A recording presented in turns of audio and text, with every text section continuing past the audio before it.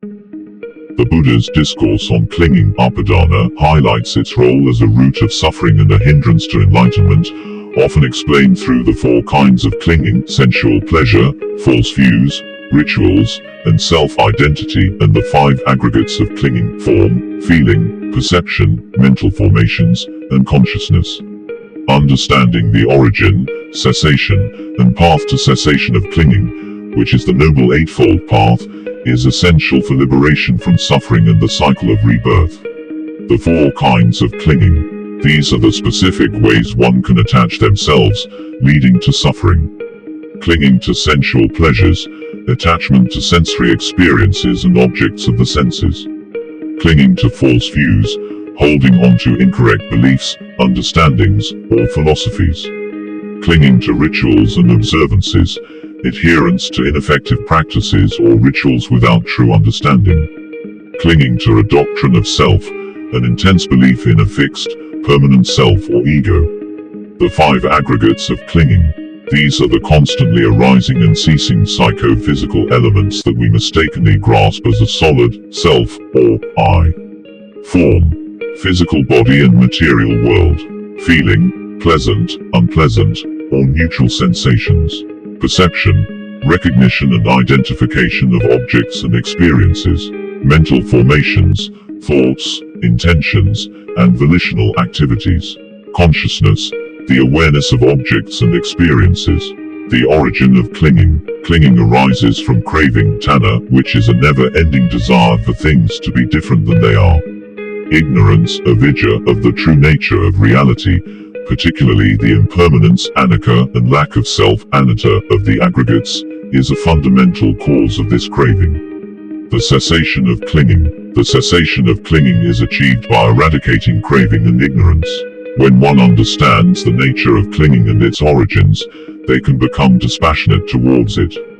The path to cessation. The Noble Eightfold Path is the way to end clinging and achieve liberation, nibbana. Right view, right intention, right speech, right action, right livelihood, right effort, right mindfulness, and right concentration. By cultivating the understanding and practice of the Noble Eightfold Path, a noble disciple can realize the cessation of suffering and attain enlightenment.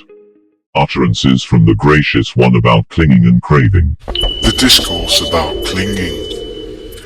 Thus I heard, at one time the Gracious One was dwelling near Savatthi, in Jeta's wood, at Anathapindika's monastery. Then at that time, almost all the people in Savatthi clung exceedingly to sense pleasures, delighted, greedy, tied, infatuated, and indulgent. They dwelt having become completely intoxicated with sense pleasures. Then many monks, having dressed in the morning time, after picking up their bowl and robe, entered Savatthi for alms, and after walking for alms in Savatthi, while returning from the alms round after the meal, went to the Gracious One. And after going and worshipping the Gracious One, they sat down on one side. While sat on one side, those monks said this to the Gracious One: "Here, Reverend Sir, almost all the people in Savatthi cling exceedingly to sense pleasures. Delighted, greedy, tied, infatuated, and indulgent, they dwell having become completely intoxicated with sense pleasures."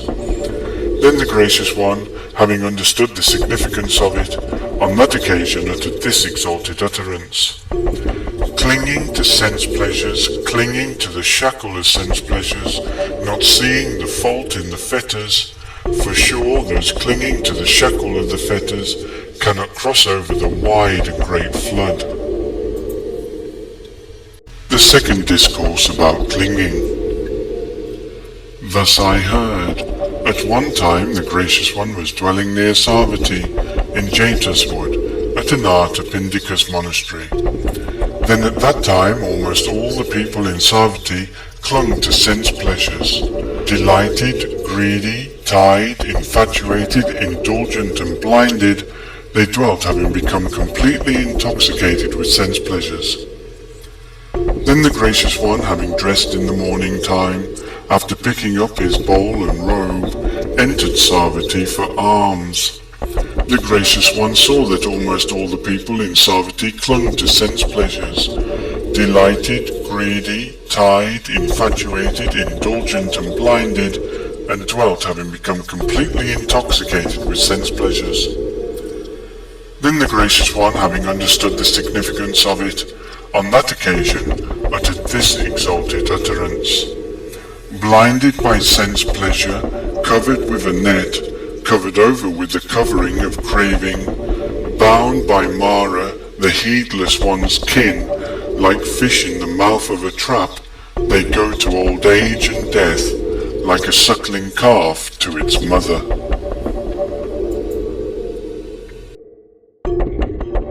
The discourse about the destruction of craving. Thus I heard. At one time the Gracious One was dwelling near Savatthi, in Jeta's wood, at Anartapindika's monastery. Then at that time Venerable Anyata Kondanya, he who knows, was sitting not far away from the Gracious One, after folding his legs crosswise and setting his body straight, reflecting on his own freedom through the complete destruction of craving. The Gracious One saw Venerable Anyata Kondanya sat not far away, after folding his legs crosswise and setting his body straight, reflecting on his own freedom through the complete destruction of craving. Then the Gracious One, having understood the significance of it, on that occasion uttered this exalted utterance. For he who has no roots, no ground, and no leaves, how then creepers? That firm one free from bonds, who is worthy enough to blame him? The Devas praise him, and he has also been praised by Brahma.